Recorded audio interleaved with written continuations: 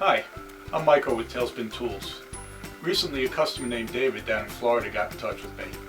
He was looking for help in learning how to use the tools. He was specifically asking for video from a user's perspective rather than from the observer's perspective. And I realized we had a hole in our presentation. As it turns out, I needed a drawer. So we set up the cameras and we filmed the drawer being made. And David, I hope this helps. We've already milled and squared up our stock, numbered the corners, scribed the baselines with a wheel gauge, and marked all of the outside surfaces.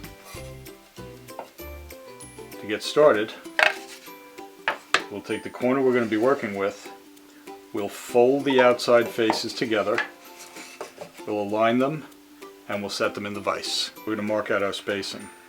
I happen to like the distance this gives me for a box of this proportion, so I'm just going to use the end of my double square to make a collinear mark for my half pins at either end of my board. Then I'm going to take this, which has been set up for a spacing, and make a single mark up high using this small square. I'll eyeball center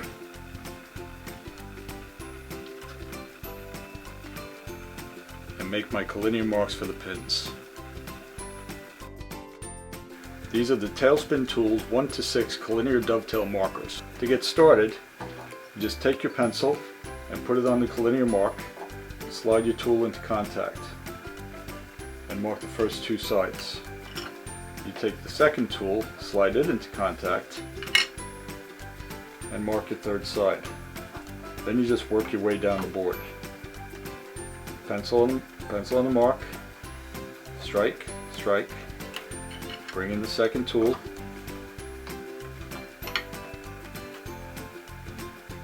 mark the third side.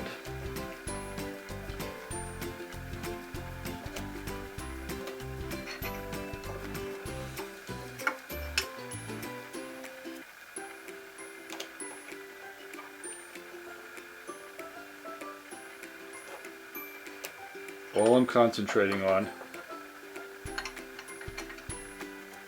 is getting the pencil onto the collinear mark. After that, the tools take care of everything.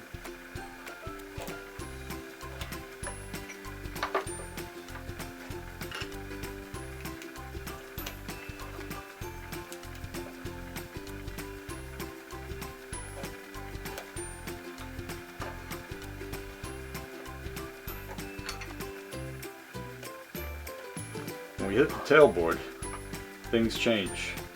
Now we put our tools up like this, pencil on the collinear mark, and it's the same thing, just up and down instead of side to side.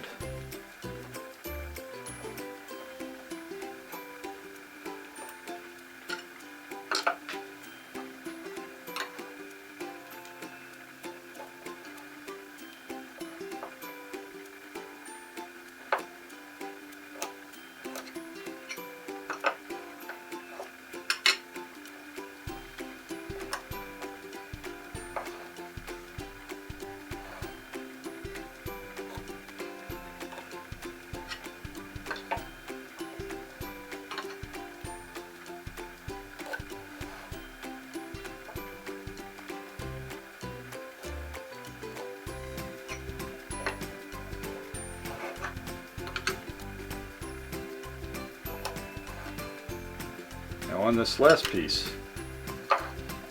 you'll see that if we put our first tool on there, we don't have the purchase for the second tool. So to get around that, we'll just reverse the boards in the vise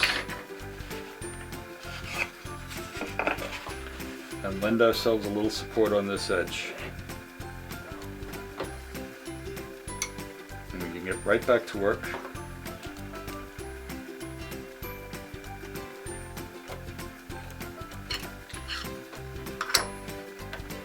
And we have just marked out a complete set of dovetails, pins and tails. This is our tailboard, so this is our waist. This is our pin board, so this is our waist. I use a Japanese pull saw and guide blocks to cut my dovetails. Now it's important to remember that these lines and these lines are in exactly the same space in the joint. So if you leave both lines, those lines will conflict because the wood under them is also trying to occupy the same space. So what we want to do is touch the line and take part of the line without removing the entire line. If we do that on both sides of the joint will flow together perfectly. You're going to see some of this better than others because of the overhead view.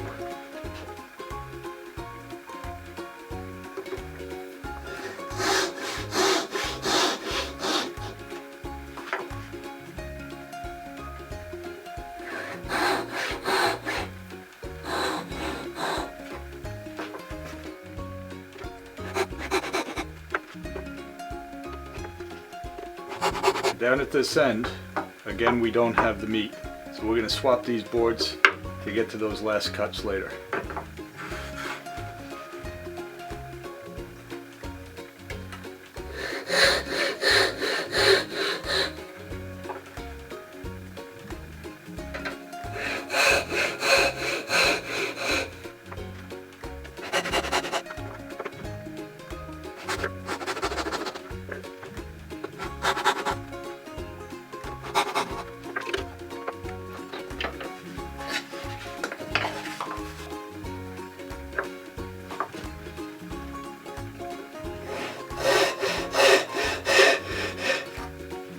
Now we can take out the waste.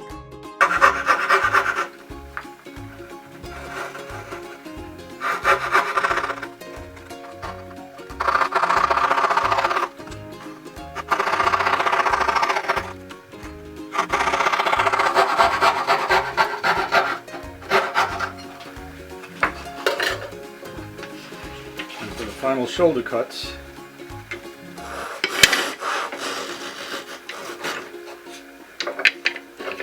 bring in a straight guide block.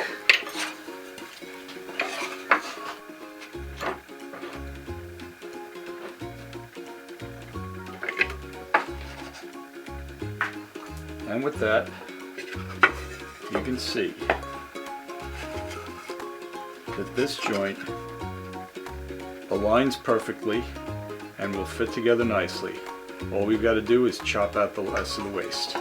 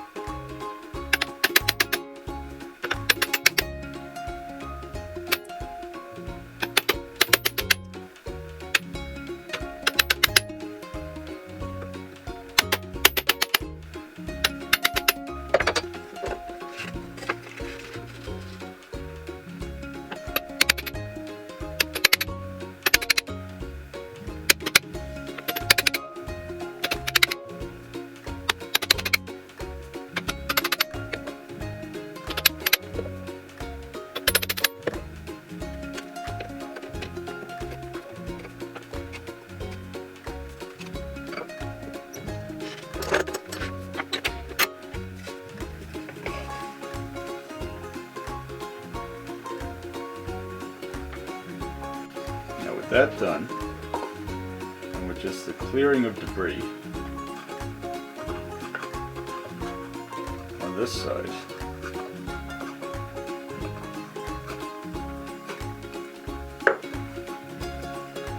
we're going to put these together